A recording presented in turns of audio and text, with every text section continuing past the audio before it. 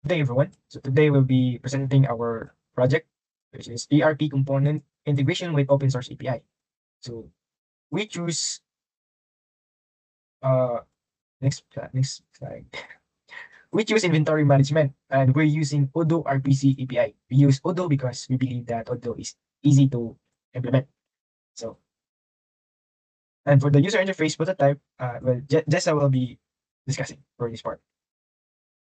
And for the API integration, um, first, we configure the connection parameters. We specify the Odoo instance URL, port 443 for secure HTTP connections, and the target database name, and the user credentials for authentication.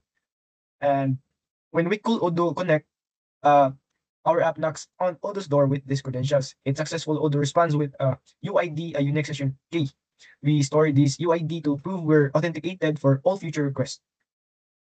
And next slide. Next. Next. Next. So what endpoints were used? So and why? So we use get API products. This these endpoints is defined in the Express app, and when called, it fetches a list of products from the Odoo backend. First, it checks if the app is connected to Odoo, like checking if the phone line is open. Then it asks Odoo to give details about up to 50 products. So why use it? Because it is easy for our app or the website to get product information without taking directly to Odoo all the time. It also acts as the middleman that keeps things simple and organized. And Odoo XML RPC search read on product because it retrieves product records from Odoo. This search on read makes two things at once. It looks for products that match certain rules, and it also grabs only the specific details you want about those products, like ID, name, or code, and available quantity. So why use these endpoints? Because it's faster and easier if you to get the list of products and their details in one go, and instead of asking twice. And that would be all about our system. Today, I'll be presenting our ERP integration with API. First is to log in as admin. And after logging in, so this is our home page wherein you can see the inventory. And this is the existing inventory. If we add a product, let's say iPhone 16 Pro Max and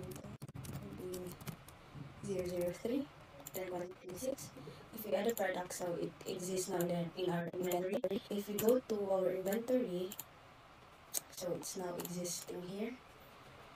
And yeah, and then for our source code, we have first create an instance to connect to Odoo server.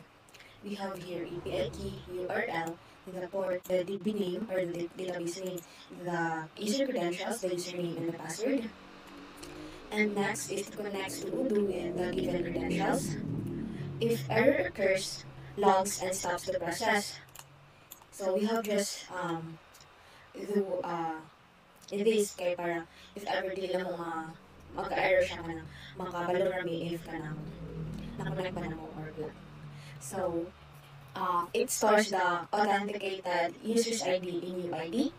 It also starts the server only after successful connection.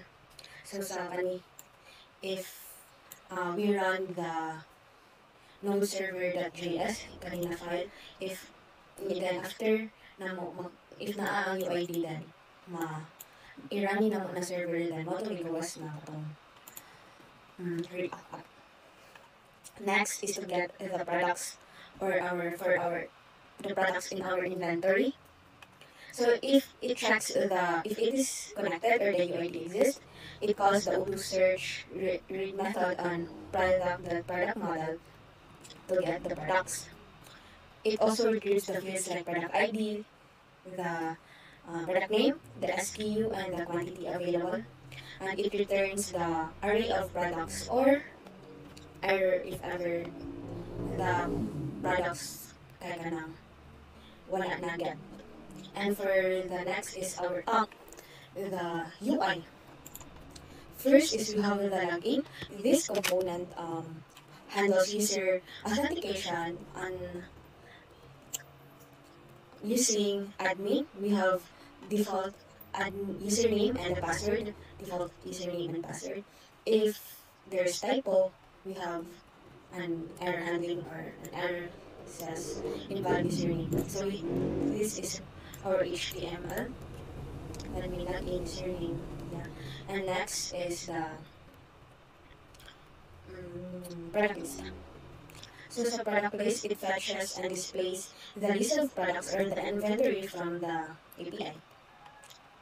So the products, product stores the list of product objects fetched from the API. Then it set the error if fetching fails. And it uses use effect to perform the API call once when the component mounts. And it sends a GET request to this local host using Axios. On success, stores the product list in product state. Or if it fail, it sets error state that which means na-share maybe wala na akong nakita a while ago, but yeah.